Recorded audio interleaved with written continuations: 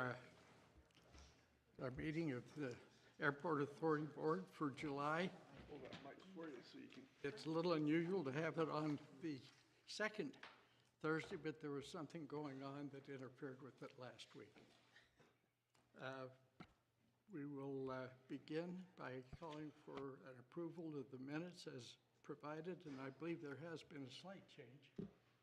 Yeah, I had a couple of corrections. Okay. On the last page, it says that the next board meeting is going to be held June 11th, but it should be July 11th. Sorry. And then there was one little typo error. Second paragraph under discussion items 4A. It says, Executive Logan-Cache that the Land Use Authority needs to review and approve the action. Just need to take it out. Okay. Otherwise, I would move approval of the minutes. I'll second that. Okay. It's been moved and seconded that we approve the minutes as provided. All in favor say aye. Aye. Any opposed? Manager's report. Good morning, everybody. As the manager's report this month, I'd like to report that we did have the FAA in town. We had our Part 139 FAA inspection. We were given a list of things to complete to be able to maintain our 139. Some of those things happen to be expensive and things that we hadn't planned for. For example, a yearly pavement maintenance program, a yearly runway and taxiway painting maintenance program. There's another project where we need to move some wiring where the PAPI lights, you can turn them on and off to be able to service them. They need to be moved out of the safety zone. So we've got a fairly large list of things that are going to be expensive, and some of these things have short timelines that they're giving us to complete those. So so that was unexpected. I know there's been discussions with the group about getting with the university to help with those costs for the 139. These costs will be directly associated with the 139. So I'll be brief. I know we've got a lot to cover today, but that's we can talk more offline about those things. Employees. Your employees. Oh yeah, we've had some turnover with our part-time employees. I still have one that was here before I got here. I've just hired 3 more. All 3 are involved in the Utah State University Airport Management Program, and I've hired them on as part-time, or if you could call it paid internships. They can bring some of their knowledge and expertise to the recent knowledge coming from the university. I plan on using them out in the field as far as mowing lawns and helping with snow removal, and into the office to help organize and stay on track with recording and those things that are required by 139. So I'm excited to bring them on and learn from them and utilize them. Our budget for part-time has been underutilized, and I plan on using what has been allocated, and plus I'm asking for a little bit more this year since we're in the state we are with the 139, and that I now have 4 part-timers. So, Any questions for the manager?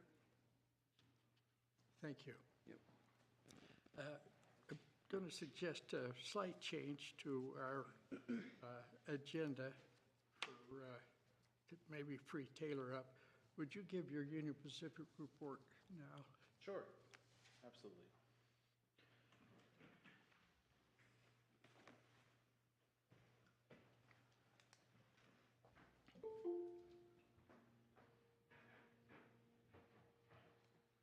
Good morning. morning. As many of you know, that the negotiations surrounding this lease with Union Pacific have been ongoing for some time now. We've made a couple of offers, counteroffers, and currently it's looking like we've reached about the point where we need to accept or possibly explore other options, which would be building other fences or things like that, talking to the FAA. So the most important term for you guys was the lease amount, the rent.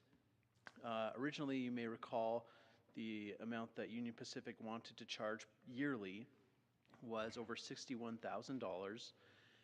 We have gotten that down to $9,400 annually.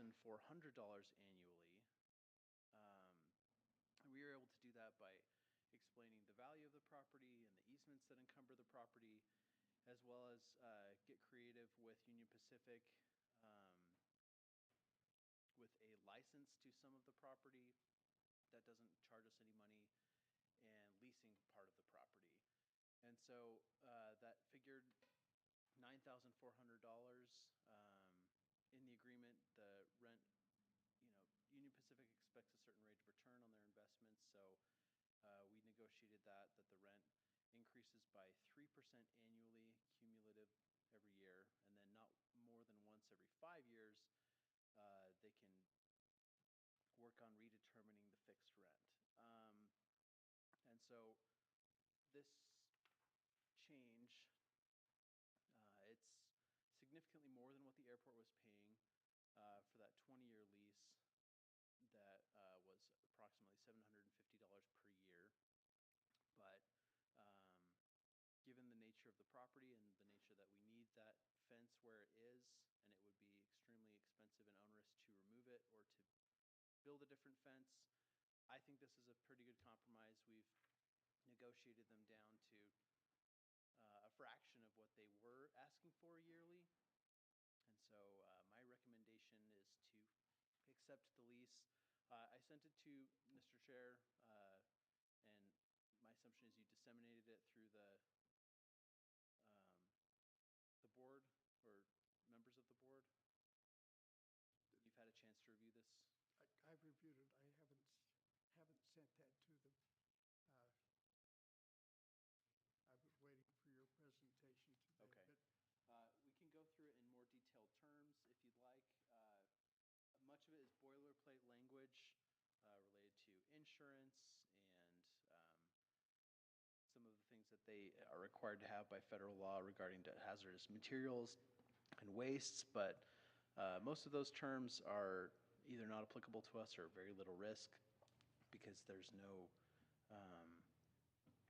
storage or housing of railroad vehicles that happens here. It's just a railroad corridor, doesn't have any structures on it. So my advice to you is to take this lease at the price term that we've negotiated for. I think it's a good deal compared to what they originally offered, and that's my presentation. We can have further discussion. We can send a copy of the lease terms to the members of the board, or we can have a motion to go ahead with it based on the attorney's recommendation. What's the feeling of the board? Did UPR draft the contract, or did you draft it? So we drafted it together, sending copies back and forth, making different red line changes.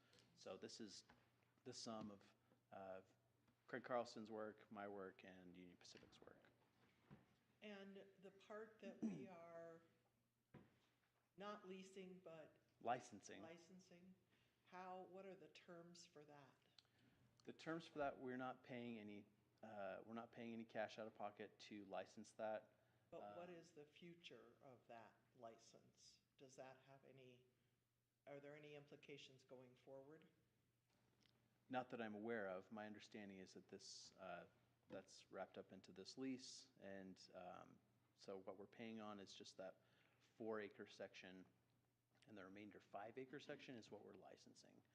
And it's for beautification. It's just, as long as we leave it as an open field, then that fits within that license. So originally, their contract with us was to lease how many acres? Over 9. over 9. That's correct. And so now we're leasing 4. a little less than half of that. Was it more than 9 at one point? It was greater than 9 at one point, wasn't it? I'm just speaking to this specific, uh, I can't speak to what we were leasing 20 years ago. I thought their original term was quite a bit more acreage than we, Well, as, as we've discussed in previous meetings, we talked about what the actual width of their right-of-way is. Correct. And we were able to narrow it down to, it is this 9-acre parcel. okay.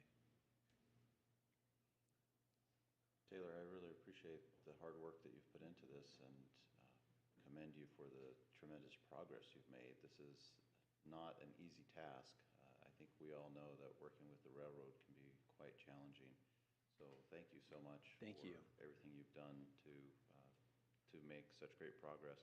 I would feel comfortable approving this today. If there are other board members who'd like to spend more time reviewing it, I'd be okay with that too, but If I could just give a percentage figure, this is 15% of what their original offer was, 61,000 versus 9,400. I think that amount is something that we can handle in our budget and significantly better, as you just said, than where we started. So that's my thought. If some of you want to review it more, I think that's fine as well. I'm comfortable. Why don't we take that as a motion? And just before you make your motion, I would want to make one more comment that, as you know, the previous lease expired several years ago in 2021.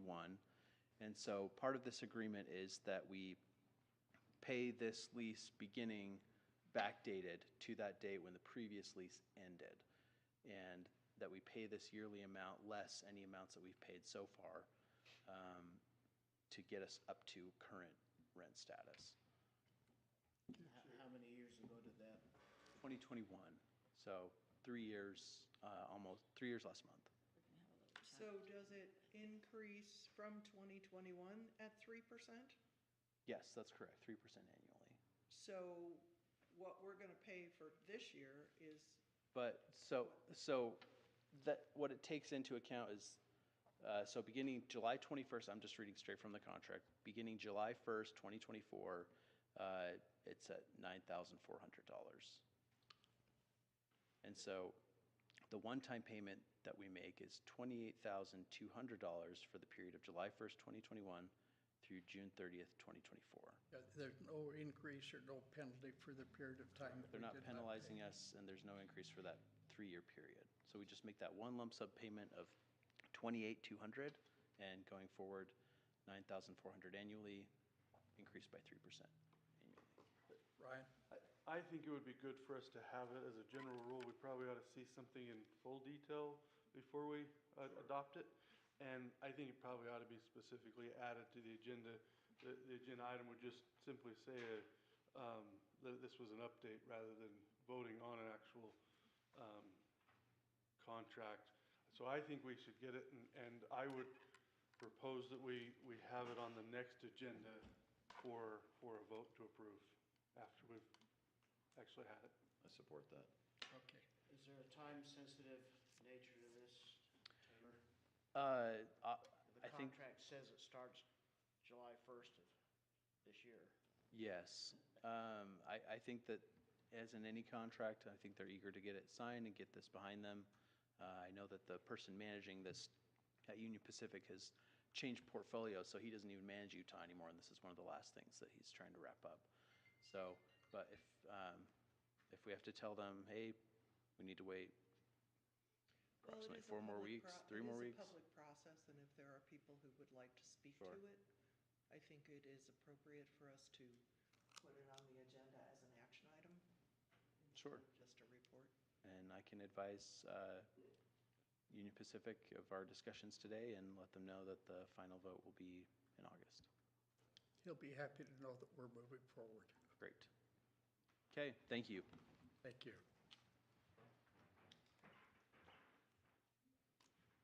I think we're ready for Dr. Jones. Okay.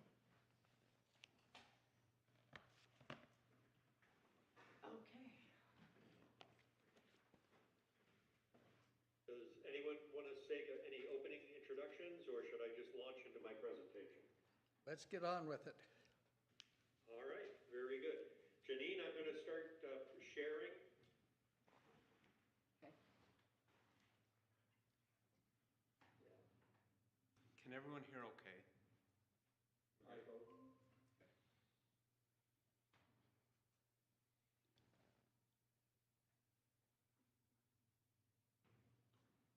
All right.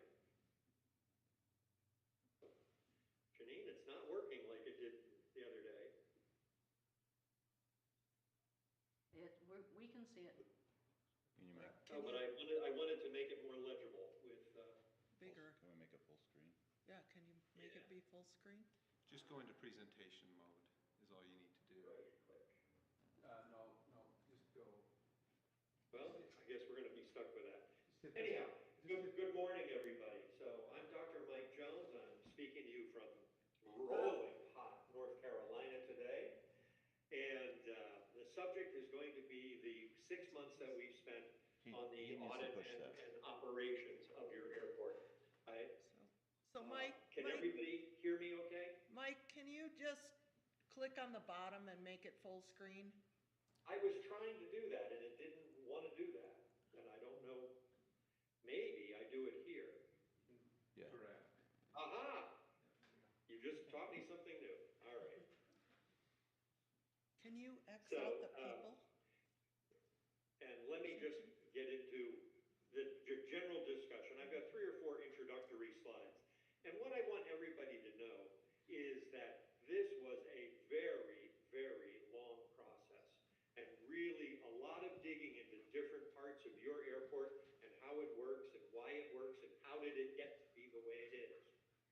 I have found without hesitation, I can say, the people who are working at your airport, the people who are on the airport authority, your pilots and engineers, everybody really are great people and they want the best for their airport.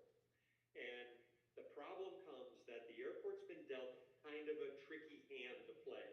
And so the object of this study is to find a way forward, dealing with what we've got, but trying to improve it from there.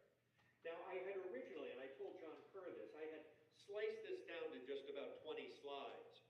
But as I was going through it, I said, oh my heavens, I'm making assertions, but I don't have any of the evidence to present to you as to how I reached that conclusion. And so I am sad to report, I have gone back to the original presentation, which will take us about an hour. And I apologize for that, but I think it's important that everybody see what I learned, what I saw, what I measured, and then the recommendations to get out of that. So put your seat back in the full upright position, buckle your seatbelt, and let's get started. Here's the exact methodology we used. We started with interviews with the airport authority members and the airport manager at the time. Subsequently further interviewed Bob Lowe when he came on board. And we interviewed everybody. And everybody I spoke to, I asked, who else should I talk to? So I had an ever-growing network of names. And the process that you use is you do that growing, that expanding network, until the point where you start to hear the same thing over and over again, and new ideas don't appear. Then you know you have pretty much covered the market. A whole bunch of other data sources are included in this study. FAA data, Form 5010, which is the annual filing your airport makes. I use census data, satellite data, data from Tower, and a whole bunch of other things. And it's all incorporated in what you're going to see in the next few slides. I know this is an eye stress, but I just want to thank everybody who I interviewed, and this is all of your names. It was really, everyone was very, very cordial and very helpful and very honest. Now, if somebody has to leave the room or the fire alarm goes off and you guys all have to leave, this is the punchline. Too long, didn't read, okay? Your airport is functionally a small business with revenues of about $350,000 to $375,000 a year. And it is losing money. Now, I know as a county entity, it's required to have a balanced budget. But when you put it into a more business-like accounting format, you see it's losing 6 really critical conclusions. And I'm going to summarize them here. I'm going to explain how I got to them in a minute, but just a quickie overview.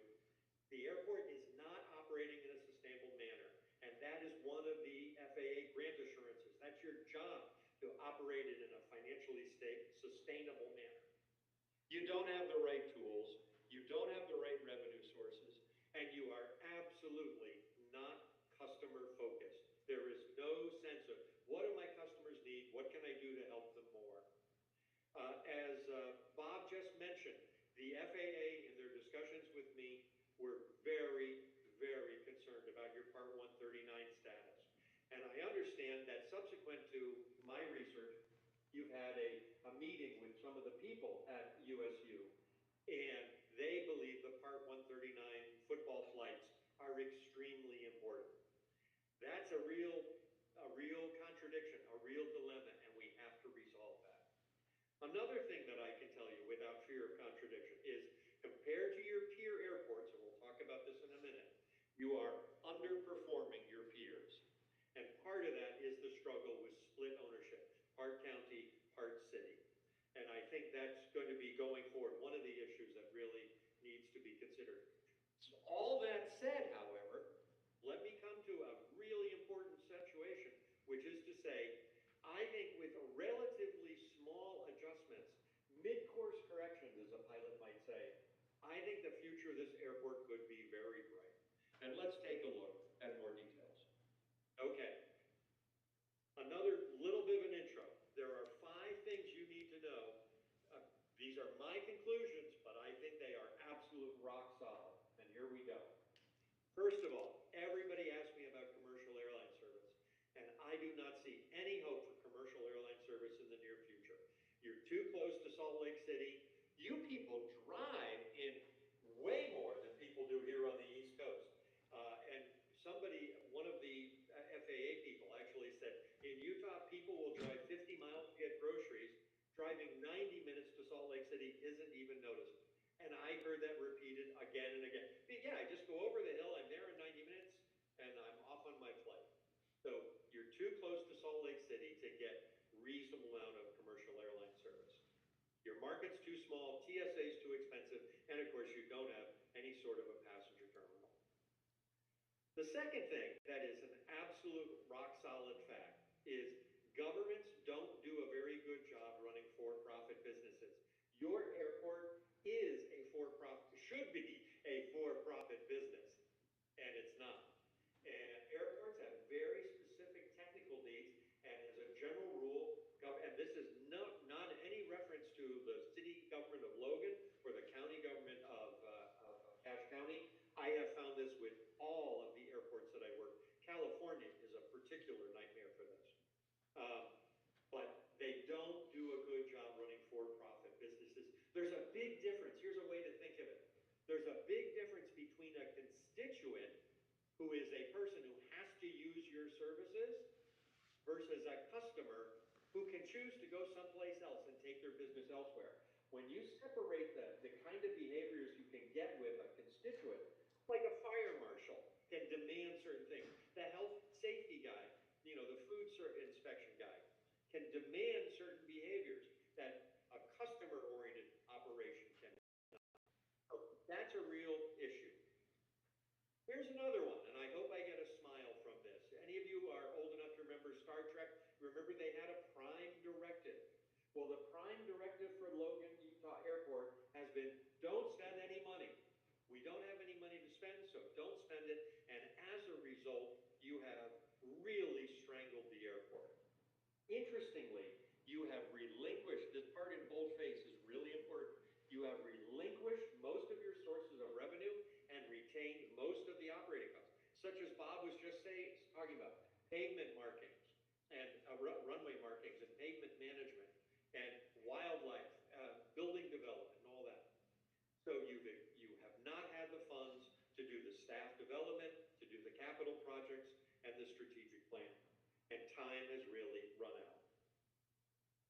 Now, let me also say, because I've had a lot of pushback on this assertion, airports can be operationally self-funding. They can, in most instances, a well-run airport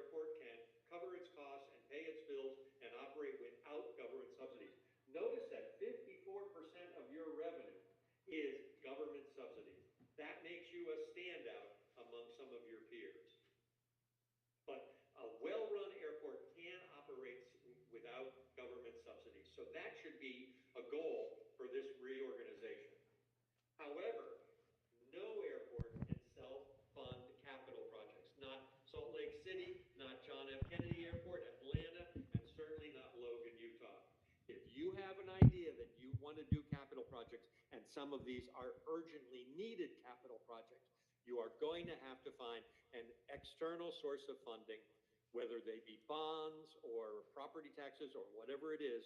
Grants are a great source from the FAA, but they have to come from someplace else. You just can't afford that. And here's a rule that is, you can take this one to the bank. If you have an airport that does not have an ongoing construction project, I mean bulldozers going around right now, digging holes, pouring cement, you have an airport that is failing. And that, I'm afraid, is a great tripwire to look at Logan, Utah. It's not doing the things it needs to do to be successful. Now, I have a report card, and I've got some really, really good news for you. And then I have some problematic things. And I'm going to guess that most of you who are listening to this presentation know what the problems are. In fact, most of them I heard from you. But let's just run through a quick summary of the report card, all right? First, your airport is amazingly busy. This data is from VerTower.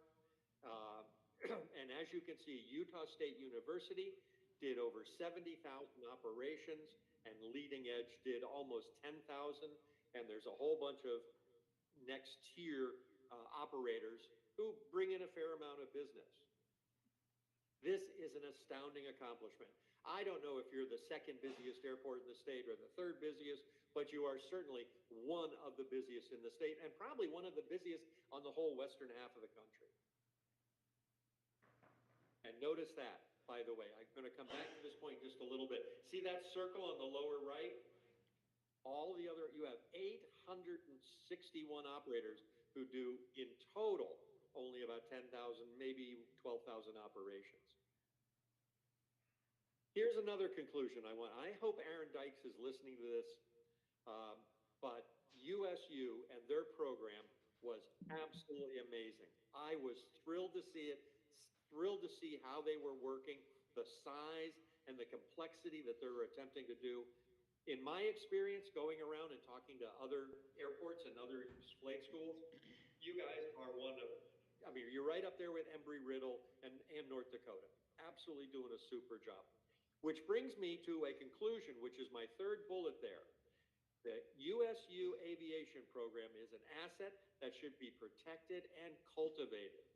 It's the job of the airport authority. If you think of yourself as the forward-facing, the face of the airport, your job should be to turn to this one wonderful customer, and Leading Edge isn't too far behind, and say, what can we do to help you do more? However, USU has burned some bridges. There was a lot of controversy when I spoke to pilots, and I'm not going to read all of these, but there was a lot of controversy. People say there's just too many students, too many people on the runway, too many people in the pattern. It's a real issue. And a couple of people, you'll see down towards the bottom there, the traffic at LGU is insane. This is, I would absolutely agree with. Now, given you got two really strong good notes here, let's go and look at some of the trouble spots. First and foremost, the airport has not set, the airport authority, let me be very precise here, the airport authority, as near as I can tell, has not spent any time defining goals. Goals and missions and visions are really, really important because they become the matrix that you use, the filter, the screen to say, oh, should we spend $9,000 on this lease with the railroad? Should we spend $1 million on new hangars? Should we paint something, repaint, build? The question then becomes, does this help our goals? Does it lead us in the direction we want to go? Goals should be, they should be inspiring. They should be independently measured. They should be quantitative. I think having goals like we want to be the best airport we can be is a waste of air. But when you say we want to do this by 2028 and we want to do this much of it, it becomes very, very powerful tool. And another thing about goals is they shouldn't be game.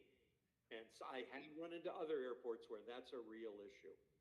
The most useful goal, the lodestar that I would suggest for your airport is to use your total economic impact. In other words, we're not managing the airport necessarily for profits.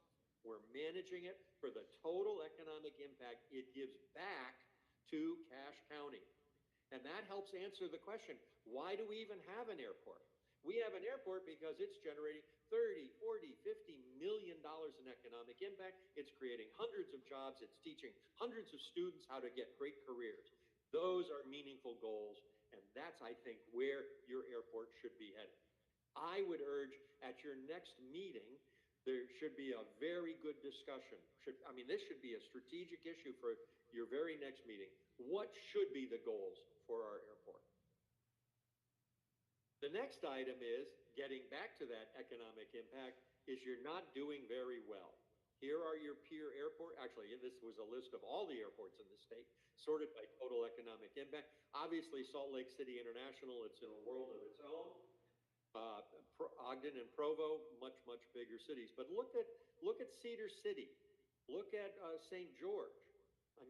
They are blowing the doors off of economic impact compared to what you've done. This, I believe, is a function of your do not spend rule that has strangled the success of your airport. So remember that $17.7 million. We're going to come back to that in just a few minutes. Here's another issue. Your airport has no room to grow. I have sat and listened to your airport authority meetings where you're talking about, can we squeeze a hangar in here? Could we put a road over there? Can we put a taxi lane here? Guys, you're trying to squeeze too much into too small of an area. And the 40 acres you have is pretty much already built out. That's the yellow circle. And this limits, another way it strangles your ability to expand, to help new customers, to build new hangars and everything else. Now, if we can get over to the abandoned runway, you have a big chunk of land there. So that's an opportunity that we should explore. As I said, you suffer from underinvestment, but you also suffer from an attitude of saying no to your customers. I heard repeatedly, again and again, that the airport can't do this, won't do this, we won't put in a sewer line. And that is imagine if anybody from economic development is here, they're listening to this, they're probably pulling their hair out. I think you guys should have a formal liaison with the city and county economic development. You should have outreach to the surrounding counties, and you should have a strategy to attract new businesses to the airport. And that's going to mean putting in some infrastructure, putting in some roads, putting in sewer, water, and so on. But once you do that, you'll get those businesses. Once you get those businesses, your economic impact jumps up, and people say, wow, there's 300 people working at the airport. So it's a catch-22, and I think this is where the really comes rubber hits the road. Here are some very specific comments that people made. There was pushback about making changes at the airport for the airline. The airlines are not going to work out of an airport hangar. They want a real terminal. And if the airport community isn't willing to make those changes, you're not going to get the airline. I'll let you read that for a second. Now, here's another issue. Many of you mentioned snow control. And snow control actually isn't a nice to have. As a Part 139 airport, it is a mandatory function. Your facilities for handling snow control are completely inadequate. There's just no, and in fact, the FAA raised the standards almost 20 years ago, and you guys have not responded to those tightened standards in 20 years. So you need a snow broom, you need better snow plows, and you need a snow blower. And by the way, you also need to invest in a storage facility. Leaving them out in the rain and the sun and the snow all winter long is terrible business practice. Here are comments on snow control, and I'm hoping you can read some of these. The braking condition, for example. Trying to land where you can't see the taxi lights. Real issues here, people. And here's what you need. Nice, modern efficient, reliable machinery that will do the job. Now we get to the fuel deal. Fuel is, for most airports, approximately 60% of their revenue. In your airport, it's about $35,000, $40,000 a year. A big, big shortfall. Leading Edge is your FBO. They are selling the fuel. They are paying you approximately 1% of their revenue for their fuel flowage fee. The fact that you made this deal so that you didn't have to run the FBO, so you didn't have to buy the trucks, so you didn't have to hire the people, I understand why you did it. Terrible decision. And it starves the airport of the money it needs to do business. You made a similar bad decision with the hangar rents. Your do not spend policy encourage you to let customers build their hangars. That's a great idea. Letting customers build their own hangars is not a problem at all. The problem is the leases you're using. Your prices are too low. You're only charging for the area of the building, not the whole plot. You're still burdened with having to build the taxi lanes for those hangars, and there's no right of reversion. So all of these things combined, and I'm sure there are people in the room or who are watching on Google, there are people who have hangars and rent their hangars. Guys, whoever you are, you've had a great deal. You should just take that money and run with it because you've got a really, really good deal. But you have punished the airport with that, or the airport has punished itself with that. And it's time to make those changes. This is going to be a big deal. This is going to take a long time. But we will have, you've got to have improvements in those rents. Similarly, not only have you ignored your hangars, you've ignored your ground facilities. You've ignored the fencing, the entrance from the highway, parking for visitors and for your students. What can you say? You just haven't done anything in this that you didn't have to do, and it certainly looks like it. Here's the FBO. This is just about as humble and simple an FBO as I have ever seen. If this was a country airport with 5,000 operations a year, I'd say you're doing great. But to be the airport, the front door of the airport for a place that's doing 100,000 in a community of 150,000 people that's growing left and right, it is not what you need. And you need a better waiting room. You need conference facilities and a kitchen and catering and on and on.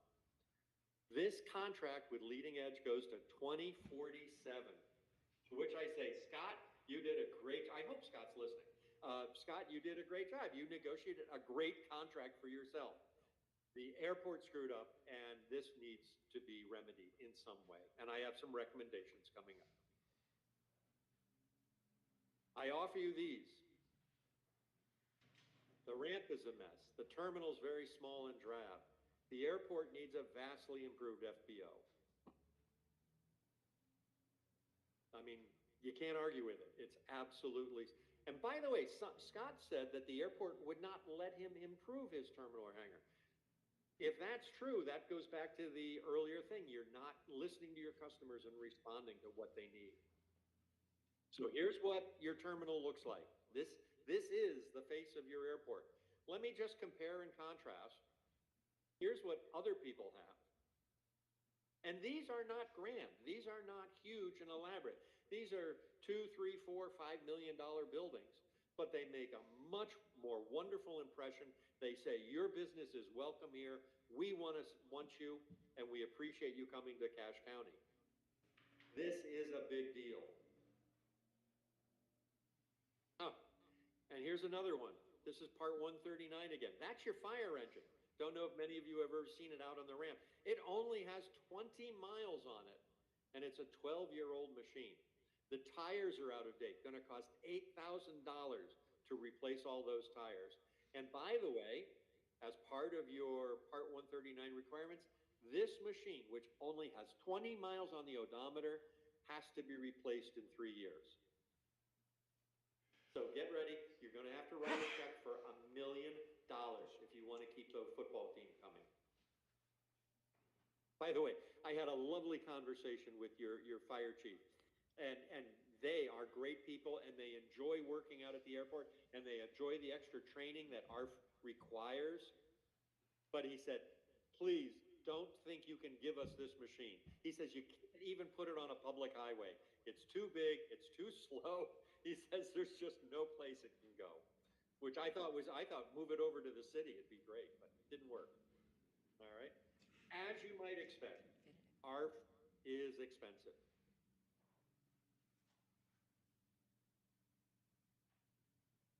And it's got to be done. Another issue related to Part 139, but also just related to running a good, tight airport, is security. There has been no driver training, and driver training is mandatory under Part 139 for everyone who drives on the field. People who own $10 million airplanes, or people like me who own $300,000 airplanes, I want them to be protected. I want security. I want to know that my machine won't be vandalized or have the radios robbed out of it. You need to spend some money on new security cameras, on key fobs, not keypads, and look at that note down under below. The other day, I just stood at the gate and told drivers my code wasn't working. Everybody let me in. I mean, that should set your hair on fire, everybody. This is just exactly what is not allowed. And it's not safe, and it needs to be changed urgently. Another issue, and I'm going to move quickly on this one, is the self-storage. I have not been in a lot of the hangars, so I cannot vouch for this myself, but there were many, many comments about hangars that have unflyable airplanes that are full of RVs, that are full of cars. It's time the airport got control of this. If the hangar doesn't have a flyable airplane, or an airplane that's leased under construction, something like that, it's got to be fixed. And here are just some other issues that we have talked about from time to time. Your fuel farm is not up to date. The lighting system is not up to date. Your radio channels are all crowded. And there's no radio or ADS-B contact below 700 feet. So that when I land there and I want to file an IFR flight plan, apparently I have to get on a cell phone and call Salt Lake City and get a release time. You can't do that with an airport with 100,000 operations. That's just not the way it should be done. And lastly, I hope Lochner is listening. I am very concerned about your master plan. I think your master plan is costing you a great deal of money, but it has no vision. It's assuming the same footprint. It's assuming the same lack of goals. And you're going to get the same answer you had before with no new ideas. And I would urge you, if you do nothing else today, at least take a moment to pause the master plan until you come up with your vision, until you come up with how you're going to remedy some of these items. It's a lot of money. Okay. Those are the 19 failures and the 2 good strong pots I found. I hope I'm not boring anybody. At this point, I want to spend just 3 slides on root cause analysis. What caused all the conditions we found? And the answer is weak governance. Governance is my specialty. There are probably only 20, maybe 50 people in the country who have studied airport governance the way I have. There's a guy named Keith Merritt out at Charlotte. He's awesome. Dan Reiner is actually an attorney in Denver. He is expert at issues of governance and when do you have an airport authority and so on. Brent Lane is a guy at Ohio State who's published stuff on airport governance. But it's really a very small society of us. But this is the issue. When you have an airport authority that is weak and ineffectual, the train comes off the track. And the analogy I'd like to make brings up Donald Rumsfeld. Right before the Gulf War in 1991, he was asked a question about what keeps him up at night. And he answered, really a thoughtful answer. He said, what keeps me up at night? He says, there are things that we know that we know. We know how many tanks the enemy has. We know how many airplanes they have. He says, I don't worry about that at all. We got plans to handle that. He says, then there are things that we know we don't know.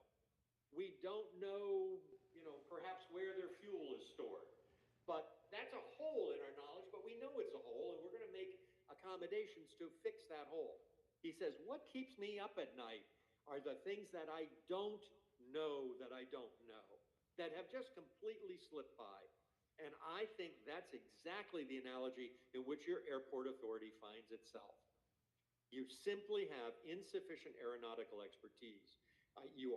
Many of you are elected officials, you're representing your people, but you know the difference between, for example, a ROSA and a ROFA, and the airport layout plan and the details of why things are done the way they are, why the Part 139 standards are so stringent.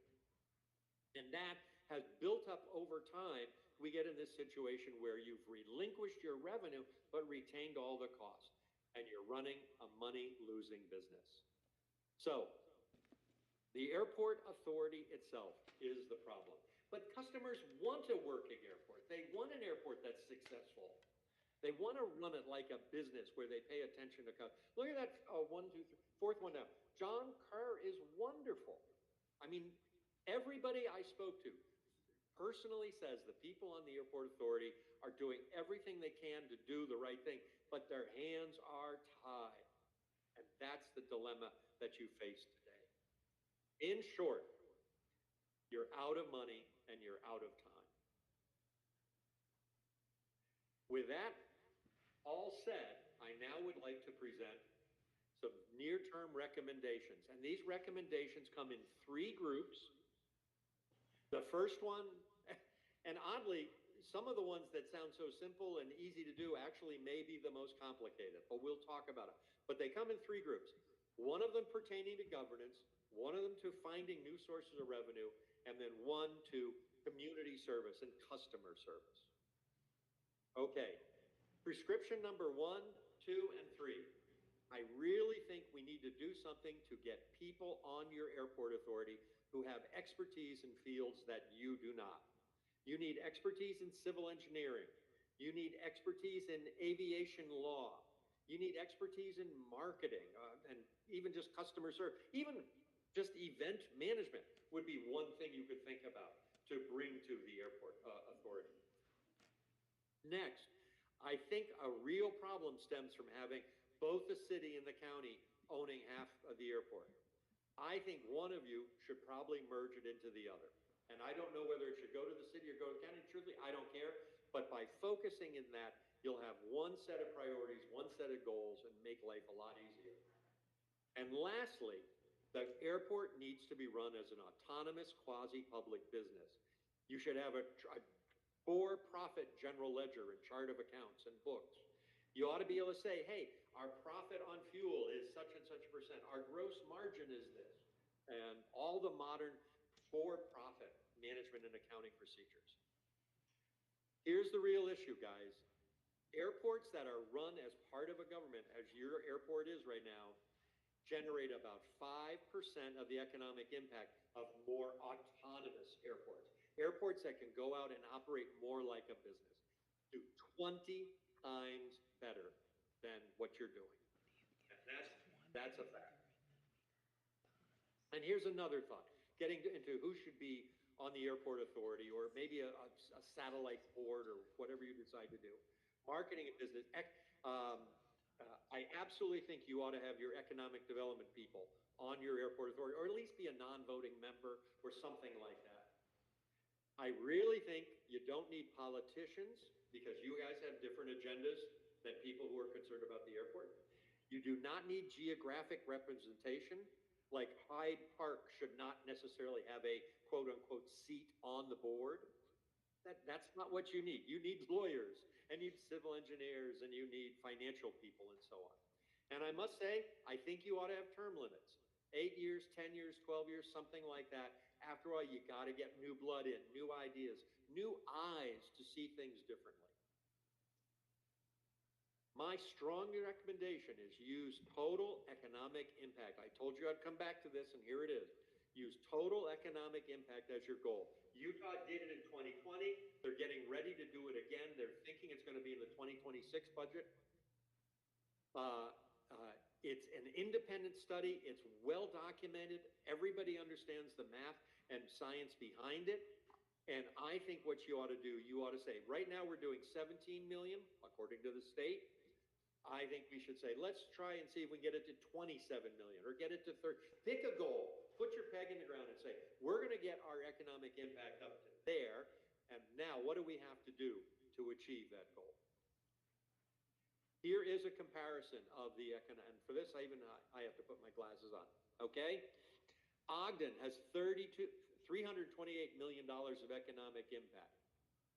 Cedar City has $112 million of economic. Logan is 17.7. So what I did is I took some variables from research that I've done previously that were indicative of the economic impact of an airport. Governance, longest runway, land acres, the amount of acreage available to the airport, and so on. And use those coefficients to come up with a revised economic impact. I think you should be at around $80 million. So that's the gap, folks. You're at 17 million. If you were doing everything right, you'd be 75, 80, 85 million. And you're doing about a quarter of what you could be doing. Now, I can't say, okay, go set 82 million as your goal. That's just not plausible or reasonable. But to say, hey, can we double it? Can we increase it 50% in, the next 4 or 5 years? I think would be a very reasonable goal. And it would put focus to your meetings. Prescription number 5, you need a control tower. With 100,000 operations a year, and it may change, go up and down and stuff like that, but you are one of the busiest airports in Utah, and many of your peer airports in Utah and in Idaho, and also in Colorado, who are as busy as you are, have control towers. The problem is, a control tower costs about $1 million to run and about $15 million to build. It is a big number. On the other hand, you have a secret weapon. Maybe you can get a control tower for free. And that would be a really exciting development. I think this is something that you ought to look at in the very, very near term. Number 6. Now, this is where all the pilots in the room are going to start throwing things at me. As I said, the airport has been starved of revenue. The only source of revenue that I can see that's going to change the equation quickly are landing fees. And everybody hates landing fees. I hate landing fees. Every time I land in the state of New York, they whack me $15, But it's the only way that your airport can generate significant revenue very, very quickly. And you're not alone. St. George, you can see, they're all either doing it or considering it. And the budget that I put together, it generated about $350,000 a year in revenue. Here's just one example. And this is using VerTower data. That's the system that is at your airport and collects data on all the traffic. And I have that on another window if you'd like to see it. But this is an escalating fee based on the weight of the airplane. Not the actual weight at the moment it's flying, but its theoretical max gross weight. And you can see that for some of the bigger airplanes, we're proposing this go up to $240 a landing. For a 737, something in the range of $500 a landing. So you can generate some pretty significant revenue with this process. Now, obviously, you're not going to be able to impose that on the flight students at USU right away, because USU publishes their prices, I don't know, 6 months or a year in advance. They're going to have to work it into their system somehow. All of that needs to be negotiated and understood. But this is where you probably need to go. Another thing that needs to be changed, and again, pilots are going to be throwing bananas at me, you need to fix your ground leases. Your ground leases are just completely inadequate. They're just wrong. They're just wrong. You need to get an aeronautical lawyer, someone like Dan Reimer in Denver, and say, Dan, give us a typical ground lease terms that we should build into our contracts. And if you do this, you're going to have significant new revenue, which will be good for the airport and good for the people who own. This is going to be essential. So what I did is I built this model of how you could phase these in over time. You can see we go from 97,000, that's what you're generating in revenue this year, to 400,000 in 20 years. So it's going to take a while to phase this in. You have contracts, they have expiration dates on them, going to have to work through all of that. Next comes USU, all right? I am a huge fan of the USU Flight School. It absolutely should be protected and cultivated. The Part 139 thing, however, that is a major cost factor and does not benefit directly the airport, its tenants, or communities at large. We say, well, hold on, Michael. Because we're Part 139, we've got a firefighting station here. We've got that big Stryker fire engine. Probably 99% of the airports in America don't have a fire engine at its airport. And you know what? We fly 40 or 50,000 flights a day, and it works. There is very little that Part 31 status does for the people who own airplanes or red hangars at your airport. It's purely for USU. Therefore, USU, we need to engage with them, start those discussions, and over time, they should be probably reimbursing you something on the order of $150,000 a year for the money you spend to keep that 139 service. Fuel sales. My proposal here is the easiest one of all. Let's take $250,000, buy a self-service fuel pump, and put it out there on the ramp someplace. And assuming that 50% stays with the full service people and 50% goes to self-serve, it would probably produce something on the order of $250,000 in revenue. This is easy to do. It can be done with a lease. You can even lease the installation fees. So this is something you folks should be looking at as a major new source of revenue as soon as possible. And then there's all sorts of infrastructure issues that we diagnosed. I mean, and in fact, Bob Lowe just mentioned that the FAA specifically cited your pavement management as a major deficiency. It absolutely is. There is FOD all over your ramp. FOD kills propellers, it gets sucked into engines, it kills jet engines. You just need to do way, way better, along with the snow control and everything else. And then here's one that may surprise you, but your access from the public road, Route 252, is terrible. It is unsafe. It is an accident waiting to happen. And what I'm proposing is you open a dialogue with the State Department of Transportation and that they talk about moving Airport Road over to that traffic light, buy that land, which appears to be about 90 acres, put the road through there, and that will do a number of things. It'll absolutely make your airport safer. It'll give you room to expand, put new hangars in, and it will open up access to the old runway, which is where I'm proposing we put the new USU campus. And you're going to say, USU campus? Hang on to that thought. Because I think creating a USU aviation campus should be one of your absolute prime objectives.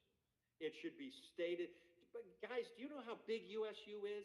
The fact is, I went out and took a flight lesson 2 weeks ago, and I was talking to the young man, Aiden, and I said, Aiden, where did you learn to fly? He said, at USU in Logan, Utah.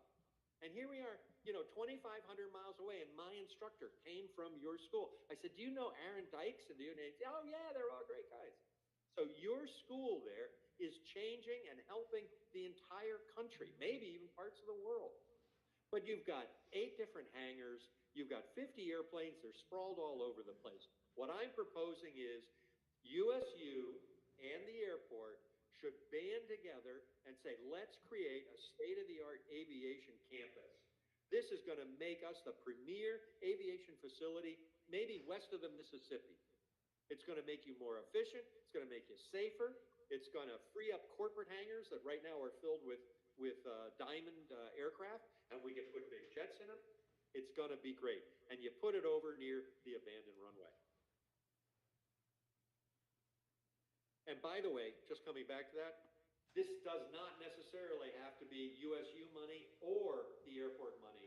You know, the university is really good at soliciting donations from people with really deep pockets. And to say, hey, how would you like to have our new aviation educational center be called, you know, the Mike Jones Campus for Aviation? You know, and all of a sudden guys are writing you checks for millions of dollars. This can happen, but it takes a vision. It takes a dedicated airport authority. It takes collaboration with your key customers. It would be great. And lastly, it's time to plan for the next generation in aviation. These eVTOL aircraft, think of them as electric helicopters or even the Jetsons. Salt Lake City is laying out their plans to build their eVTOL hangars and terminals already. It's going to be right next to the parking garage. So you'll get out of your eVTOL, walk in through the parking garage, into the terminal, into security, and away you go. It will be an 18-minute flight from Logan to there. And it might be $150 a person, but there will be a lot of people who will pay for it. And in addition, there will be a lot of businesses that will pay to get packages from Salt Lake City in 18 minutes. I spent a lot of time with our friends at Federal Express, and I think we can confirm that. This is coming. The FAA is going to certify the first eVTOL airplanes next year, which is practically tomorrow in aviation terms, and they're expecting the first commercial service in 2028. You guys should be on the forefront of that. And lastly, here's my last prescription for you. You've been thinking too small. You've been stuck in the don't spend any money mode. It's time to go around and say, let's turn our 9,000-foot runway into a money-making machine for Cache County. Companies like Amazon and FedEx and all sorts of companies are looking for places that have centralized air facilities that they can use to optimize their networks. This is a picture of Lakeland, Florida. And Lakeland, Florida, a few years ago was a humdrum, know-nothing airport, and their authority said, what can we do to really make this airport pop? And they got Amazon to come and build a big warehouse there. It's actually Amazon Prime. And those yellow arrows are pointing at 737 jets. Those jets pull up during the day, they pull their cargo out, they put fresh cargo in, and they peel out of there early every evening, moving Amazon packages around the world. It's absolutely amazing, and it has created $1 billion of economic impact. So that's just an example. Now, it would be very legitimate for you guys to say, whoa, Michael, this is way too much. How could we do something like that at our airport? Well, I don't ask the question unless I've got an answer for you. Here's what I think it would look like. You ready? First, in some way or another, and I don't want to get into those details, but you buy about 1,000 acres of land west of the airport, and you create a high-tech aerospace park. All of that land there becomes dedicated to things aeronautical that'll create jobs in Cache County. Then you put your control tower there. I mean, maybe it's down at the bungee jumping tower, all right? But if you can't do that, it should be about in the middle of the runway. And that would be the perfect spot to do it. Now you can talk to airlines, and you can talk to Prime, and you can talk to anybody moving heavy metal. And they'll say, oh yeah, we got a tower. It's big, it's brand new, it's got all the radios and computers. Great. Then you dedicate part of that space for people who need access to that runway. And it might be a big warehouse, say, up at that end of the runway.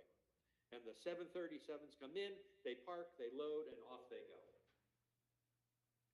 Then we move USU. I said we're going to move it over to the abandoned runway. That's where you have your hangars, your classrooms, your auditoriums, and all of the stuff you need to be a great aviation facility. And I propose you put in a 3,000-foot dedicated runway for USU. So all of a sudden, instead of tying up the main runway over on the right, on the east side of the airport, you're now putting all that busy traffic over on, they only need 3,000 feet. That's plenty of room for probably 90% of their operations. And They have short taxis, it's uncrowded, they can do left-hand patterns to the west, be perfect. And lastly, are you ready? Here's where you put your eVTOL vertiport, right down there near the road where people could drive in, park their cars, and fly to Salt Lake City. If you could put something together like this, it would be absolutely amazing over the next 20 years, and your airport would become the flagship aeronautical facility in the whole western half of the country, maybe in anywhere. So that is my vision, my budget for your airport. You've got some organizational things to fix. You've got some revenue things you got to do. You've got some construction you need to do. But in the end, you're going to have a very strong and healthy airport. So 3 phases: fix the governance, find new revenues, become customer oriented. And with that, you get revenues like this. And I apologize, it's a bit of an eye test. Right now, this year, you're losing $150,000. I propose your first full year of operations, you'll make about $150,000. And in subsequent years, you'll be making about $500,000, depending on how you deploy your other assets, bringing you into a very sustainable condition. And that, my friends, is the presentation.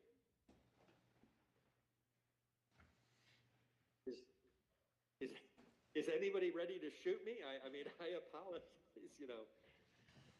Yes, you've equally criticized everyone, so we're all in the same boat.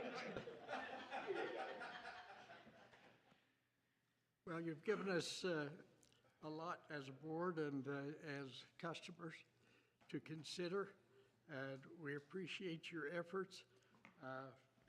The board has begun to take a hard look at what you've suggested, and we've asked Brett to summarize some of the reactions we have to this report. Thank you, Chairman. And What we did is we- copies of this response are available to the public if they want it. So, What we did is we formed an executive committee, and the executive committee was Mayor Daines, the chair, John Kerr, and myself. And we went through these recommendations. And so we've looked at those, and we've put together, and Dr. Jones will appreciate this, it's not a rebuttal against him. We went through and seriously took to heart the recommendations that he was making. And obviously there were many very large vision recommendations that he's making, and those are things that we certainly want to look at.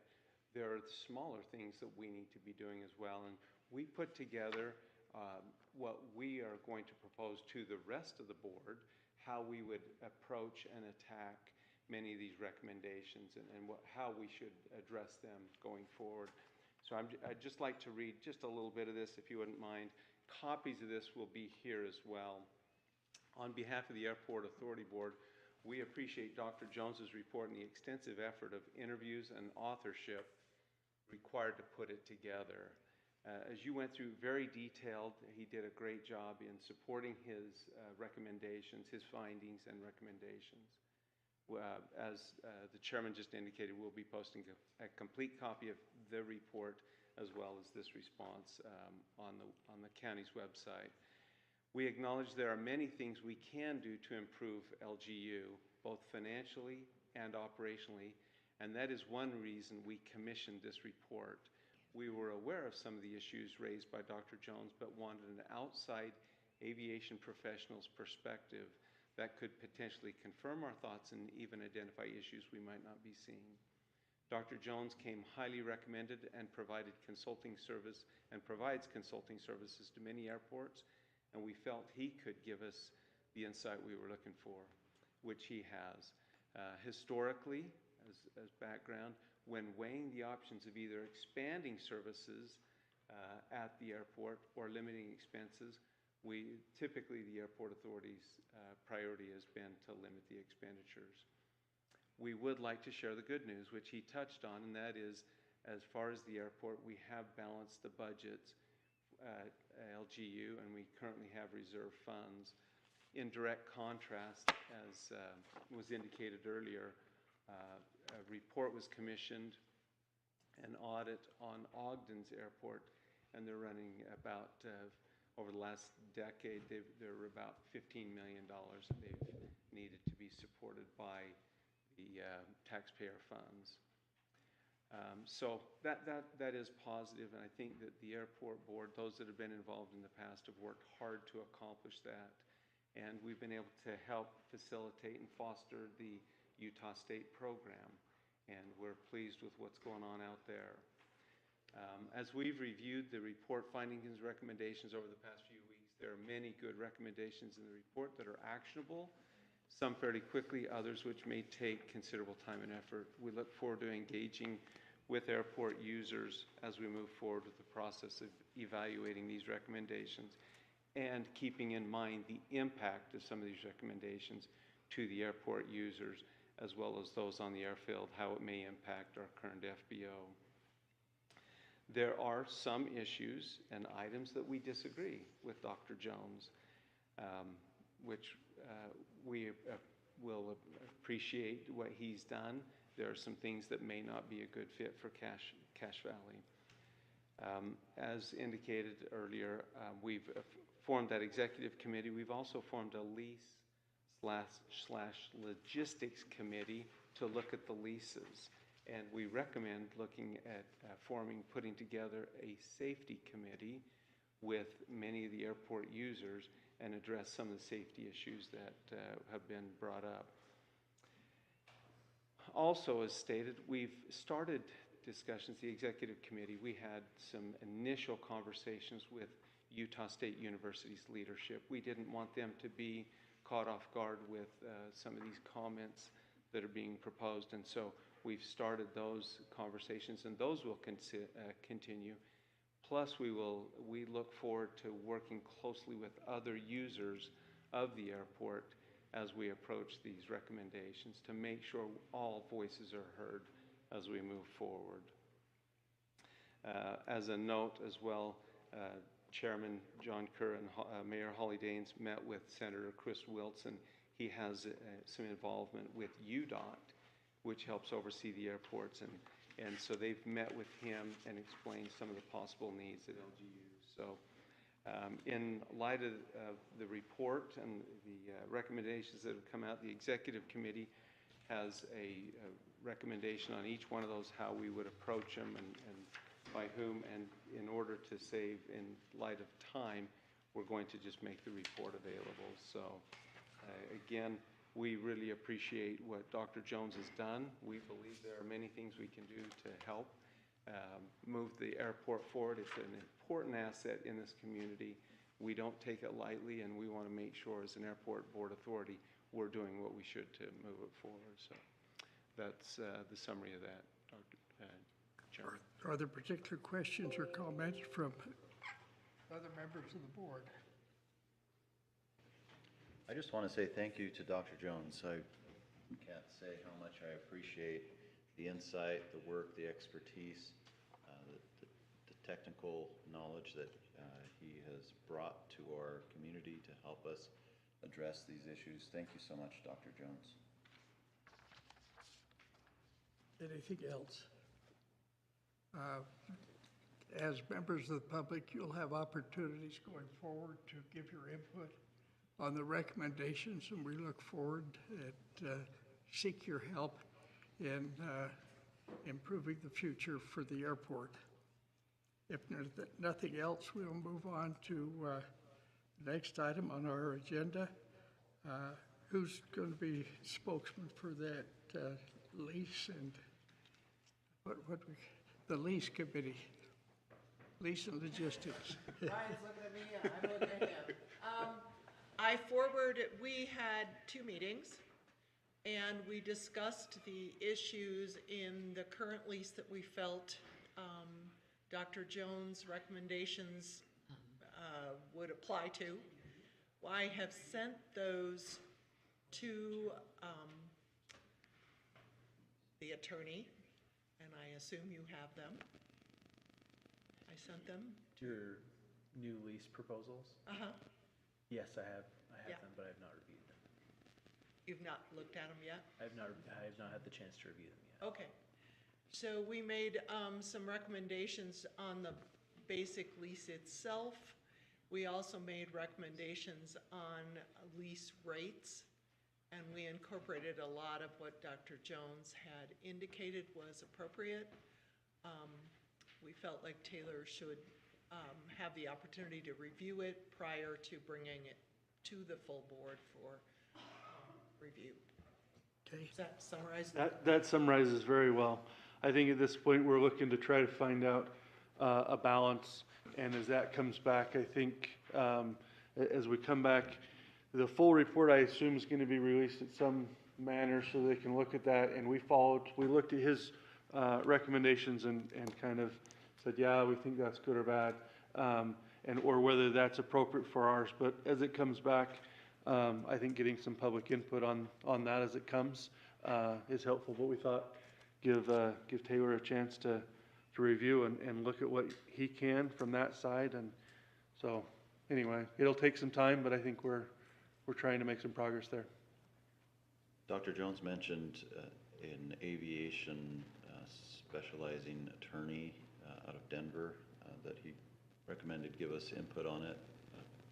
Not sure how much that would cost to have him look at our draft and give us some input. So my suggestion would be that we have Taylor look at it, we bring it to the board, and then before we vote on it and say this is what it's gonna be, we might have somebody review the new language and just make sure it's appropriate. I don't know. I agree. I think we vet it out and flush out some of the issues and get some of that before we look to a airport specialized attorney to review it. And his review, I think will help, but where we have a lot of issues to kind of resolve, as we resolve that in some theory, then we can have that quickly reviewed for a lot less than having that attorney review and try to Create it at the same time. So anyway, that was kind of thought, but happy to take other direction from the board if that's. It sounds like a great approach, thank you. Any other questions or comments regarding leases? We'll put that in an August item. We have requests for leases, land leases on 3 hangar sites. One of the sites is under construction, the other 2 are existing. These people are anxious to go ahead with their purchase. Are we in a position to act, or do we need to wait until we resolve the questions of the lease going forward? I believe we need to resolve the issue of the lease going forward, personally. Because I think that if we, currently our lease term is very long. And so we're entering into something that we cannot alter for a very long time, unless we want to enter into some sort of a temporary lease that would be changeable should we decide new terms. I think I agree with that. Either we wait and get the right lease, or if we need to issue a short-term lease, a 5-year term lease under the kind of the current lease amount, so that we can then address it. But I think it's best if we can get there. We've had some good dialogue and discussion between the 3 of us, and if we can get some response. I don't know what timing you have to be able to review or that. I don't know how long it takes your workload, but if we can get a response, I think we're willing to work our part as quickly as we have. And I think that even a shorter term than 5 years might be appropriate. Yeah, definitely. My only question on that is, when you look at some of Dr. Jones's recommendations, should those hangars revert back to the airport authority and become airport? If I'm building or constructing or buying a hangar, I would like to know that. That was not one of our recommendations. And those are the things I think we just need to assure the people. Because I agree with you, if I need a hangar, I want to start getting it moving right now. But on the flip side, if there are dramatic course corrections or changes, I'd like to understand what they are. So the reversion was one thing we didn't feel was appropriate for the airport at this point in time. We did, however, have some significant discussion about different types of leases. We did agree with him that it was appropriate to lease all the land, not just the pad. We also agreed that there should be a variety of types of leases for construction and occupancy. But that's all part of what we sent to Taylor. I would just, in that short term, hopefully it will be fairly close to what they would be Right. accepting and assuming long term. Well, it would depend on whether you did the short term at the current rate or whether you did. And there are quite a few leases that have either expired or are set to expire in the next 2 years. So it's kind of imperative that if we're going to do this, this is probably a good time to make those changes. I would propose that perhaps at least one format we use at the city with our city council meetings is we'll have a workshop, which to us is a discussion between the board members and staff without public input, just to simply present a concept. We can talk about different things. And then at the following meeting, granted we meet every 2 weeks, then we have a public hearing to allow input from the public to make comments on the proposal and discuss how this may affect them. And then, again, we could vote on it after the public hearing if we think we're prepared, or it could be, maybe we choose to put the vote off for indeed one more meeting. I mean, again, we've got a lot of hot issues. We generally only meet once a month. We could also come up with another date, especially if we need a second follow-up meeting, just to try and move some of these things along. But I do think we should at least give the public or the airport users, whomever, the opportunity to provide input that we may not be aware of before we make a final decision. But I think we need to move it along quickly, even if we need to schedule another interim meeting.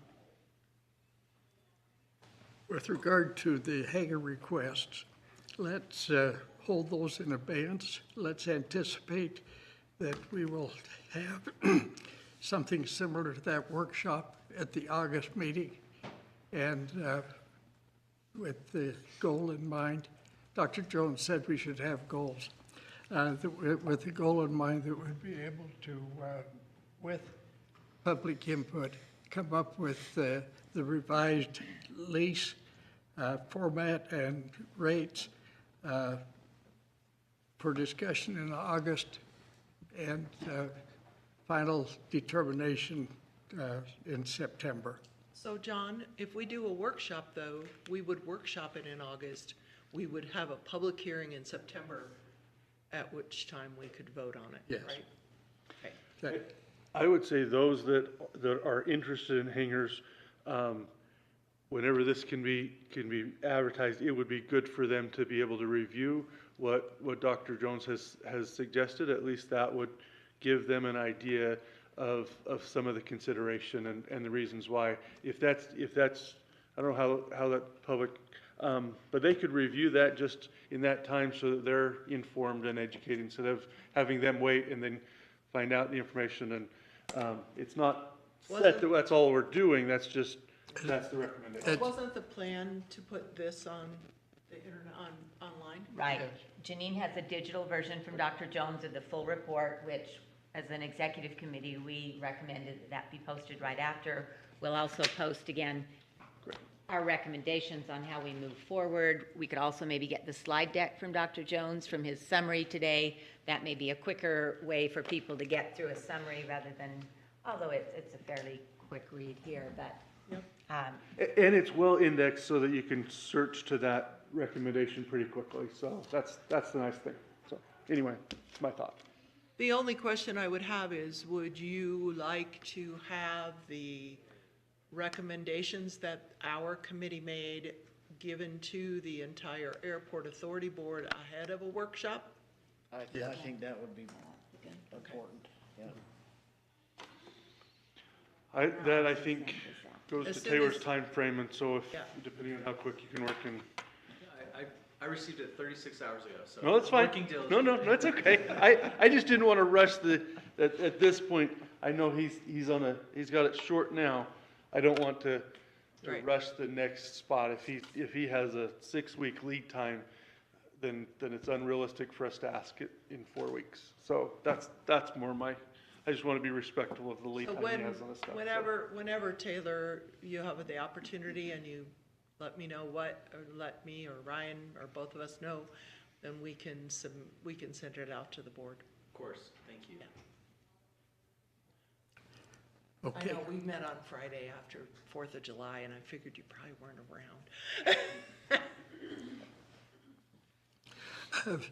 Similarly, we've looked at a proposal for landing fees as suggested, and a rough outline of how that might take place is if we were to look at a level landing fee based on maximum takeoff weight. And we've looked at our peer airports, and they're between $1.25 or $1,000 rounded up to Ogden, I think, is $250, $1,000 rounded up. If we were to implement something like that, it could conceivably go into effect with a nod to the time it'll take USU to get all of their arrangements made, that for perhaps over 5,000 pounds would go into effect perhaps as early as October 1, with under 5,000 pounds being added at the first of the calendar year, at the beginning of the university's semester.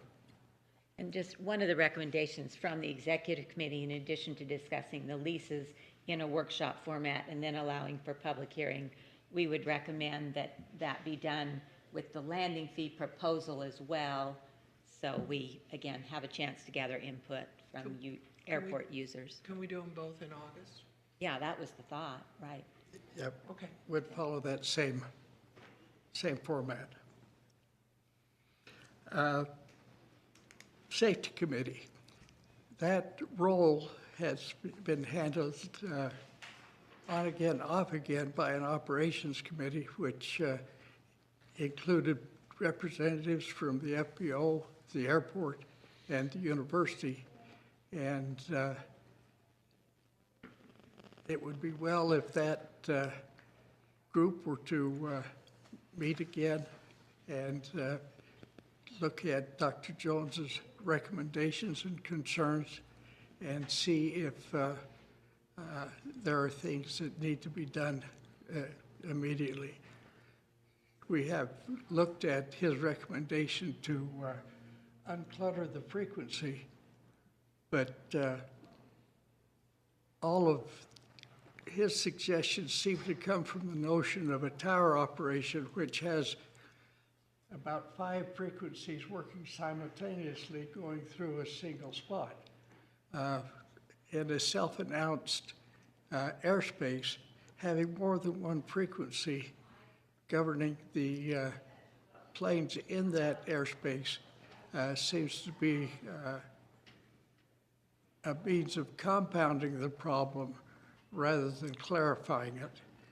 Because if you've got a business jet coming in on a straight final talking on 122.8 and the student pilot is listening on 133.5, that could lend itself to some problems. And so who is on the on the safety committee, which it sounds like is the operations committee? Are there, I think we need airport board authority representation on that committee. Does that already happen? I assume you're on it. Our airport manager meets with that group, a representative from Leading Edge and a representative from the university. we certainly could look at expanding that, but that would be the basis of it because they represent the bulk of the operations. Can we ask them to meet between now and August and bring us a set of recommendations or just a review in August as well? Yeah.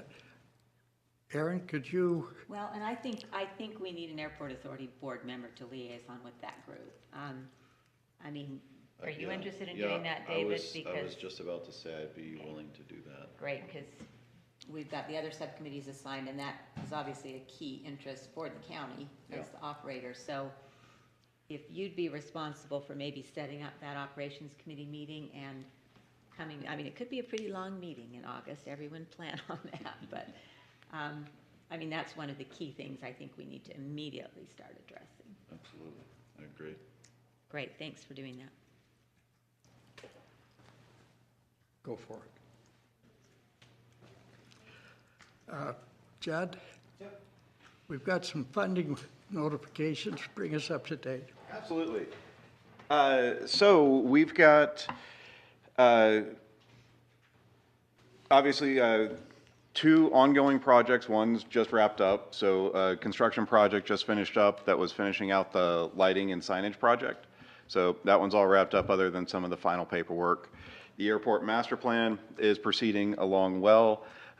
Just to touch on a couple of the items, the master plan does include looking at the acquisition of the land to redo the entrance road. The master plan does show tower. It actually, the FAA requires you show 3 different locations that are most relevant. So that's why when you see the draft version, it'll have 3 locations of towers. That's an FAA requirement where they go.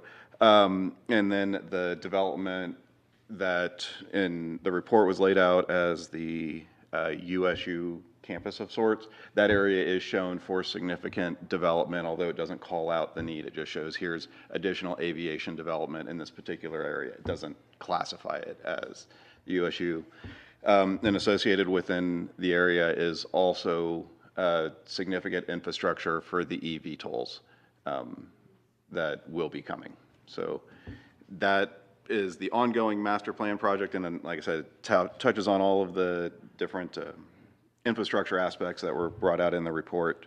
Coming up now, July 1st was the start of the state fiscal year, and with that, on June 28th, the Transportation Commission approved funding to address the 139 paint compliance. So it's a state-funded project to address the painting of the runway and taxiway. That project will likely, at the next board meeting, I would anticipate getting or seeing the scope of work and layout for that, for the design, with the intention of constructing it, doing the construction later this year. That will, just as a heads up, it'll be a couple of days of runway closure to get that stuff painted out. So good coordination will be made with the airport, but later in the summer, there will be a couple of days of runway closure, taxiway closure for the paint project. If you do have the 2 runways out there, the crosswind runway has a nice taxiway tied to the apron until it doesn't, and it's a little bit better than a gravel road, but not much. Going to the north to the end of that runway, the state is going to fund the reconstruction of that as a Group 1 taxiway. With that, we'll design it throughout the fall and plan on going out to bid over the winter, so it would be a springtime construction. Really, that won't affect operations on the primary runway, but obviously there will be significant impacts to the crosswind runway when we go and reconstruct that.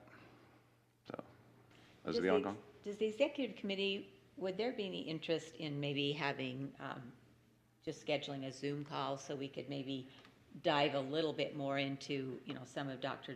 Jones' recommendations and what's already being done, what's tying in, to do that maybe before our next meeting? Or again, we can just pull 3 board members again with sunshine laws. I don't know which 3. We do have a TAC that it would be interesting for us to have the TAC that has been tasked to do that infrastructure and review that And maybe as far as a little bit of a lift, pass the portion of that recommendation back to them and say, hey, can you review that? I mean, we do have a subcommittee assigned to the That's master right. plan at this So, point, so I that mean, I might be know an my- avenue. yeah. Remind me who's on that subcommittee. I know my Public Works is on the director's on the technical Yeah, subcommittee, That would be, He's on that committee. so. that would be Technical that. advisory But committee. what about airport board members? I mean, I think, sit on that one. okay, Brett and I do. okay, great. So, So, anyway. so you feel like you're very well aware of what's happening in terms of relating Dr. Jones' suggestions to the airport master? And I think we've made some without releasing the document. I think that there's some that's not a surprise to you. Yeah, I mean, Right. like I said, we've talked about a tower, what, 6 months ago? Yeah. 8 months ago? And so a lot of those developments were already included, and they obviously don't exist at the airport now, so it makes sense that it would be included in the report that was passed. It's all around their good ideas for future growth. So, Okay. Any other questions for Joe? Thank you. Excellent. We appreciate your patience and long suffering. And we'll be adjourned until the August meeting.